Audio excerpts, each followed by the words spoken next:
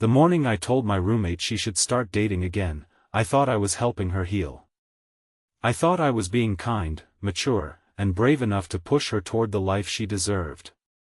But when Sarina turned from the kitchen window, sunlight glowing around her tired face, and looked straight into my eyes before saying, "Maybe I already found someone," my heart forgot how to beat, because in that quiet second, I realized I was terrified the person she meant was not me. If you believe in kindness, second chances, and the quiet love that grows when two broken people stop running from their hearts, please like, comment, share, and subscribe to Lifeline Diaries. Your support helps stories like this reach people who still believe that love can arrive softly, even after life has been cruel. I had been living with Sarina Vale for 9 months, though sometimes it felt like we had known each other through many different lives. She moved into the spare room of my small apartment after her engagement ended in a way nobody deserved. Her fiancé, a charming man named Cashin, had left her 2 weeks before the wedding, not with an apology, not with courage, but with a short message saying he needed to choose himself. Sarina never cried loudly. She did not throw plates, burn photographs, or curse his name in dramatic ways. She simply folded her wedding dress back into its box, cancelled the flowers herself, and arrived at my apartment carrying 2 suitcases, a cracked phone, and a silence so heavy it seemed to enter the rooms before she did. Back then, I was not doing much better. My name is Orhan Mir, and I had spent most of my adult life pretending I was fine. I worked as a delivery coordinator for a medical supplies company, which meant my days were full of routes, invoices, phone calls, and problems that always needed solving immediately. My own heart had been carefully locked away after a failed relationship that left me embarrassed, cautious, and convinced that love was something other people survived better than I did. When Sarina first moved in, I told myself she was just a roommate, just someone who needed a safe place until she could stand again. I promised myself I would not get involved emotionally. I promised myself I would keep boundaries. But promises made to loneliness often break quietly. Our days formed a rhythm. Because Sarina worked from home as a children's book illustrator, she would sit near the balcony in the daylight with her tablet, drawing little foxes, clouds with faces, and brave girls wearing yellow raincoats. I would leave early, return by late afternoon, and find small signs of her kindness everywhere. A cup of tea waiting near my chair. My laundry folded though I never asked. A note on the fridge reminding me to eat before my headache got worse. At first, I thanked her politely. Then I began bringing home her favorite sesame buns from the bakery near my office. She would pretend not to smile too much. I would pretend not to notice that her smile could change the whole room. Spring came slowly that year, bright and soft, filling the apartment with warm daylight and the scent of wet earth after brief morning rains. Sarina changed too, but in small ways. She stopped wearing only gray. She opened the curtains earlier. She laughed at videos on her phone. She bought fresh basil for the kitchen windowsill and named it Captain Leaf, which made me laugh harder than it should have. Yet there were still moments when the past returned to her. A wedding advertisement on television. A song from a cafe speaker. A courier delivering an envelope addressed to her old married name by mistake. In those moments, her face would go pale, and she would drift away from the present like someone hearing a voice from another room. One bright Saturday, after breakfast, I found her standing by the kitchen counter, sunlight falling across the blue mug in her hands. She had been invited to the wedding of an old university friend, and the invitation had been sitting unopened beside the fruit bowl for 3 days. I knew she was afraid to go. Not because she hated love, but because she was afraid love had rejected her publicly and permanently. I leaned against the counter and told her carefully that maybe it was time she tried dating again someday, not immediately, not because she needed anyone, but because she still deserved to be chosen with joy. I expected her to brush me off or make a joke. Instead, she looked at me with an expression I could not read and said she might have already found someone. The words landed between us like glass. I forced a smile because pride is often just fear wearing a decent shirt. I asked if he was someone from her illustration circle, or maybe a client, or the quiet man from the bakery who always added extra sugar to her tea. Sarina did not answer directly. She only looked down at her mug and said that sometimes the person who saves you does not even realize they are doing it. Then she walked out to the balcony, leaving me in the kitchen with the sunlight, the basil plant, and a strange ache spreading through my chest. For the rest of that day, I became a coward in slow motion. I cleaned things that were already clean. I checked my phone though nobody had messaged me. I told myself I was happy for her because that was the decent thing to feel. Sarina deserved romance, flowers, gentle messages, someone who would never make her question her worth. But every time I imagined her laughing with another man, sharing tea with him, telling him the small stories she used to tell me while cutting fruit in the afternoon, something inside me tightened painfully. I hated myself for it. She was healing, and I had no right to turn her healing into my heartbreak. The following week, Sarina began leaving the apartment more often during the day. She dressed with more care, wore soft colors, and once came home carrying a small bouquet of white daisies. I noticed everything against my will. The perfume on her scarf. The way she checked her reflection before stepping out. The private smile she wore when reading certain messages. Each detail became proof in my mind that she had truly found someone. I wanted to ask, but I also feared the answer. So I did what emotionally foolish men do when they are scared. I became helpful in a distant way, polite, cheerful, painfully ordinary. One Thursday afternoon, I came home early because a delivery truck had broken down and my manager sent half the staff away. I entered the apartment quietly and heard Sarina speaking on the phone in the living room. Her voice was soft but nervous.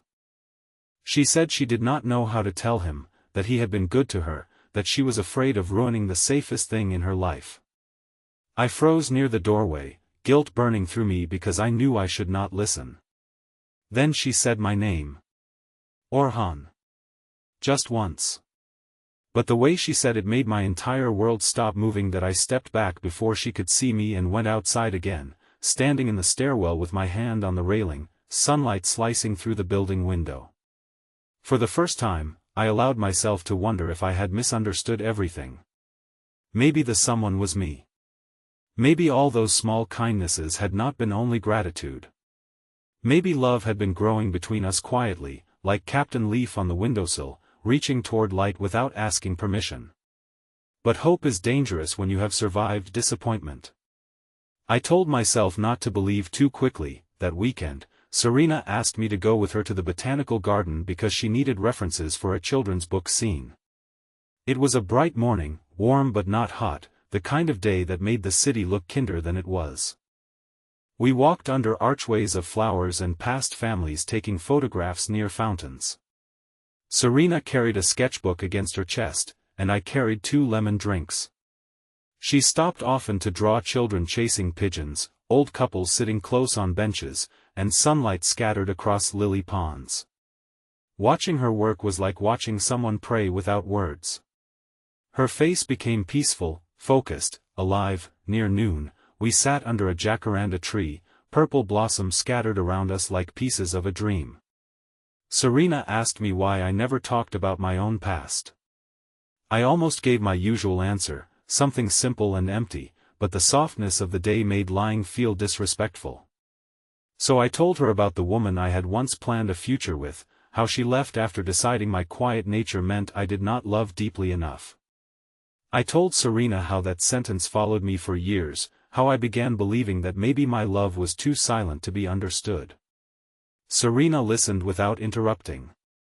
Then she said that quiet love was not weak, and some people only failed to hear it because they were listening for noise. That I wanted to tell her then. I wanted to say that my quiet love had learned the sound of her footsteps, the exact way she stirred sugar into tea, the little breath she took before pretending she was not sad. But fear held me back. Instead, I thanked her and looked toward the fountain, where sunlight flashed like silver. Sarina looked disappointed for half a second, then smiled as if forgiving me for something I had not yet been brave enough to do. A few days later, Cashin returned like a shadow crossing a bright room. He came to the apartment building in the afternoon, wearing sunglasses and a regretful expression that looked rehearsed. Sarina was downstairs collecting a package when he approached her. I saw them from the balcony. Even from 3 floors up, I could see her body go stiff. I hurried down, my heart pounding, but I stopped near the lobby entrance when I heard his voice. He was telling her he had made a mistake, that fear had controlled him, that he missed what they had. He said he wanted to talk properly and asked if she was really going to throw away years over one mistake. Sarina stood very still. For months, I had imagined what she might do if he came back. Cry. Collapse. Forgive him. But the woman standing in the lobby was not the same woman who had arrived with 2 suitcases and a broken silence. She told him that leaving someone before a wedding was not one mistake, it was a truth revealed at the cruelest time. She told him she had spent months rebuilding a heart he walked away from, and she would not hand him the keys just because he finally felt lonely. Her voice trembled, but it did not break. I felt proud of her in a way that hurt. Cashin noticed me then. His expression changed, and he asked if I was the reason she would not talk to him. Sarina turned and saw me standing there. For a second, all 3 of us were caught in the doorway, past, present, and possibility facing one another in the full daylight. I expected her to deny it, to say I was only her roommate. Instead, she looked at Cashin and said that I was the person who reminded her she was worth gentleness. She did not say more, but she did not need to. Cashin left with his pride wounded, and Sarina walked past me up the stairs without speaking. Inside the apartment, the air felt too full. She placed the package on the table and began removing her scarf though her hands were shaking. I asked if she was okay. She nodded, then shook her head, then laughed once with tears in her eyes. I told her she had been brave. She said bravery was easier when someone had been quietly standing beside her for months. Then she looked at me, and all the words we had avoided seemed to gather in the room. I admitted that when she said she had found someone, I thought she meant another man. Sarina smiled sadly and said she knew, because I had started acting like a polite stranger in my own home. She said the daisies were from her therapist's office, given after her final session. The outings were meetings with a women's illustration group. The secret messages were from her cousin, who had been telling her to confess before fear ruined something beautiful. I felt embarrassed, relieved, and shaken all at once. Then Sarina stepped closer and told me that she had not planned to fall for the man who made tea when she forgot to eat, who fixed the balcony chair without being asked, who never touched her grief like it was a problem to solve. But she had. There are moments in life when happiness does not arrive like fireworks. Sometimes it arrives like sunlight moving across the floor, slow and undeniable. I told Sarina I loved her, not because she needed saving, not because we lived under the same roof, not because loneliness had confused me, but because her courage made me want to be more honest with my own heart. I told her I had loved her in small ways before I understood the name for it. Sarina cried then, but softly, with a smile that looked like dawn after a long storm that we did not rush. That was important. Love born beside healing must be patient, or it becomes another wound. We talked for hours that afternoon with the windows open and the city humming below. We agreed that she would keep her room, her independence, her space. We agreed that I would not hide behind silence when honesty was needed. We agreed that whatever grew between us would grow in daylight, with respect, patience, and truth. A week later, we went back to the botanical garden, not as 2 wounded roommates pretending nothing had changed, but as 2 people brave enough to hold hands on a sunlit path. Months later, Sarina finished her children's book. On the last page, she drew a little house with open curtains, a basil plant on the windowsill, and 2 cups of tea on a table touched by morning light. She said it was not exactly us, but I knew better. By then, she laughed more freely. I spoke more openly. We still had difficult days, because healing is not a straight road, and love does not erase every scar.